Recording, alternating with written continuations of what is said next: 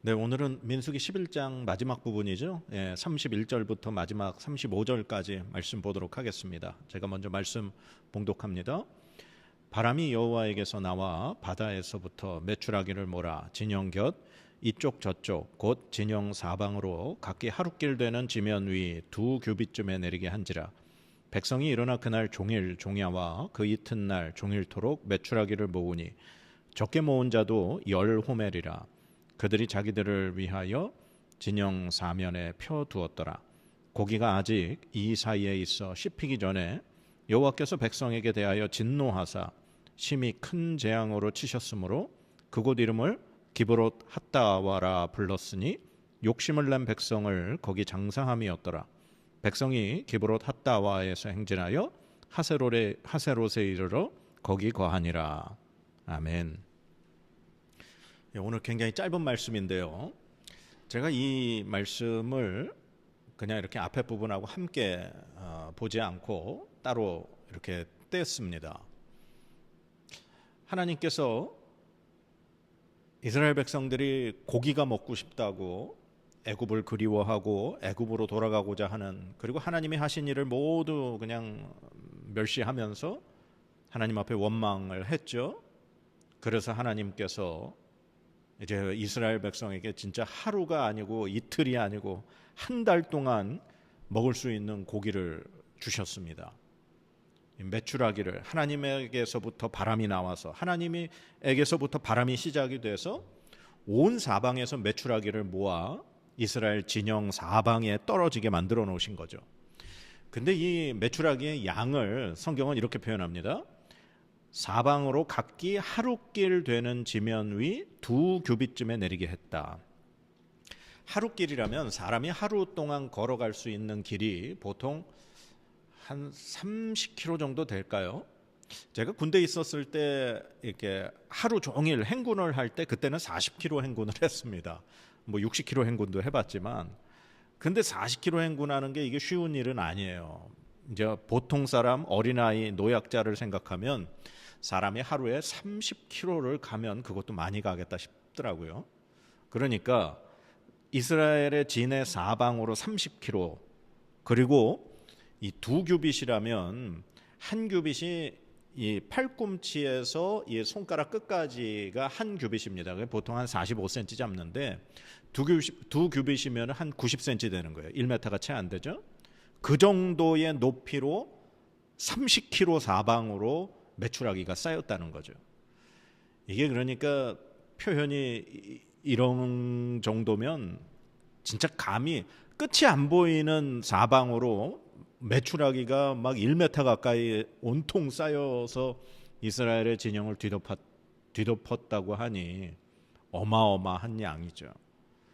그래서 이스라엘 백성들이 나가서 하루 종일 또 그 다음 날까지 밤낮으로 그 메추라기를 거두었는데, 성경은 적게 거둔 자, 적게 모은 자도 10호멜이다. 한 호멜이 한 200리터 정도, 220리터라고 하지만 200리터라고 잡으면 10호멜이면 한 2000리터, 거의 뭐 1톤 트럭 가득 채우는 양이라고 볼 수 있습니다. 어마어마한 양을 모은 거죠. 하나님이 고기 주시겠다 그랬을 때 모세가 우리가 그 수많은 백성들 60만이나 되는 이 사람들 위해서 양떼나 소떼 다 잡은들이 이게 족하겠습니까 했대. 하나님이 그렇게 말씀하셨죠. 여호와의 손이 짧으냐? 네가 내가 하는 말이 응하는 걸 보리라. 하나님의 손은 결코 짧지 않습니다. 하나님이 한번 마음 먹으시면 인간의 상상을 초월하게 하나님이 역사하시죠. 사람의 생각을 뛰어넘으시는 분입니다. 그렇게 해서 정말 상상할 수 없는 정도의 고기를 백성들에게 주셨어요. 근데 문제는 33절입니다. 고기가 아직 이 사이에 있어 씹히기 전에 여호와께서 백성에게 대하여 진노하사 심히 큰 재앙으로 치셨으므로 그곳 이름을 기브롯 핫다아와라 불렀으니 욕심을 낸 백성을 거기 장사함이었더라. 기브롯 핫다아와, 탐욕의 무덤이라는 그런 뜻입니다. 아니, 기껏 고기 주셔서 실컷 먹고 있는데 왜 하나님이 그들을 재앙으로 치셨을까요?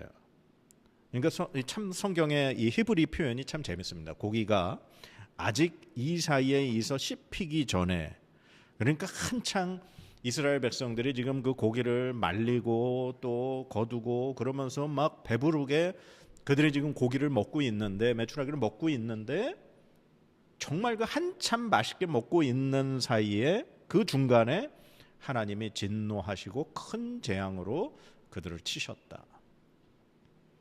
아니, 하나님이 갑자기 왜 그들을 치셨을까요?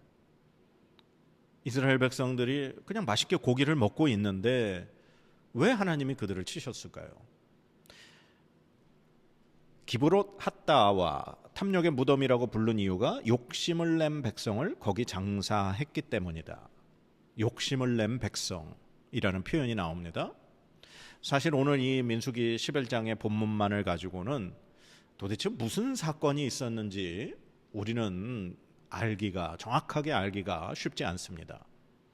그런데 이제 시편 말씀 중에 시편 78편 말씀이 이제 이스라엘의 그 출애굽의 모든 그 역사에 대한 그 회고를 이렇게 기록하며 찬양하는 그 시편입니다. 근데 시편 78편 26절에서 31절에 바로 이 기브롯 핫다와 사건을 기록하고 있습니다. 제가 한번 읽어보겠습니다. 그가 동풍을 하늘에서 일게 하시며 그의 권능으로 남풍을 인도하시고 먼지처럼 많은 고기를 비같이 내리시고 나는 새를 바다에 모래같이 내리셨도다. 그가 그것들을 그들의 진중에 떨어지게 하사 그들의 거처에 두르셨으므로 그들이 먹고 심히 배불렀나니 하나님이 그들의 원대로 그들에게 주셨도다. 여기까지 우리 이해가 되죠? 그 다음에 30절 31절입니다. 그러나 그들이 그들의 욕심을 버리지 아니하여 그들의 먹을 것이 아직 그들의 입에 있을 때에 하나님이 그들에게 노염을 나타내사 그들 중 강한 자를 죽이시며 이스라엘의 청년을 쳐 엎드러 뜨리셨도다. 아멘. 하나님께서 이스라엘 백성에게 진노하시고 그들 중에 죽이신 자를 이 시편 78편 31절은 두 가지 종류의 사람을 표현합니다. 그들 중 강한 자를 죽이시며 이스라엘의 청년을 쳐 엎드러 뜨리셨다. 그러니까 하나님께서 노염을, 진노를 이렇게 발하신 대상이 이스라엘 백성들 중에 강한 자, 젊은 청년들이라는 거예요. 그러면 우리가 이 사건을 가만히 묵상해 보면 이렇습니다. 하나님이 이스라엘 백성을 위해서 그들 모두가 충분히 그리고 넉넉히 먹을 수 있는 양의 메추라기를 주셨죠. 그래서 그들이 그냥 밤낮으로 그걸 거두어서 또 펴서 말렸다는 건 이제 반건조 시켜서 보관해서 먹으려고 했던 거겠죠.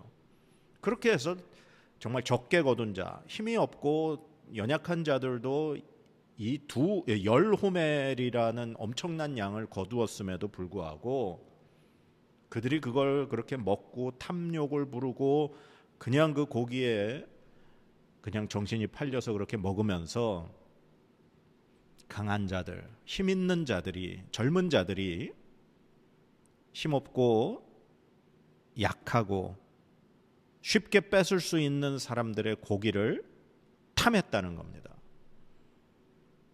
모두가 넉넉히 먹을 수 있는 양임에도 불구하고 힘 있는 자들이, 젊은 자들이 약한 자들, 힘없는 자들의 것을 뺏어서 자기들의 더 탐욕을 취했기에 그것이 하나님께 진노를 불러일으키게 된 거죠.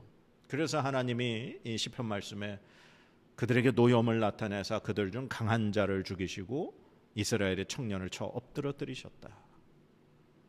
그렇게 우리가 오늘 이 사건을 해석할 수 있는 겁니다. 기브롯 핫다와 탐욕의 무덤, 탐욕을 부린 자들을 하나님이 그곳에 장사시키셨다는 거죠. 성경 말씀에 우리가 너무나 잘 아는 말씀 있죠. 욕심이 잉태한 즉 죄를 낳고 죄가 장성한 즉 사망을 낳는다. 모두가 배부르게 먹을 양이었습니다. 그런데 강한 자, 청년, 젊고 힘 있는 사람들이 더 욕심을 낸 거죠. 근데 자기들이 욕심내서 자기들이 얼마든지 가져왔으면 되는데 약한 자들 건 뺏은 겁니다. 저는 오늘 이 말씀이 우리 기독교인들, 우리 그리스도인들에게 정말 좀 경종을 울리는 말씀이 아닌가 싶습니다. 예수님 안 믿는 사람들, 정치, 권력자들, 그들은 하나님을 모른다고 하니 그들이 그런 일을 하는 건 그러려니 하겠습니다. 그러나 예수 그리스도를 믿는 자들이 더 강한 자, 더 힘있고 권력을 누리고자, 그것을 유지하고자 그렇게 한다라고 하는 건, 탐욕을 부린다는 건 하나님의 심판을 받게 되는 행동을 하는 겁니다.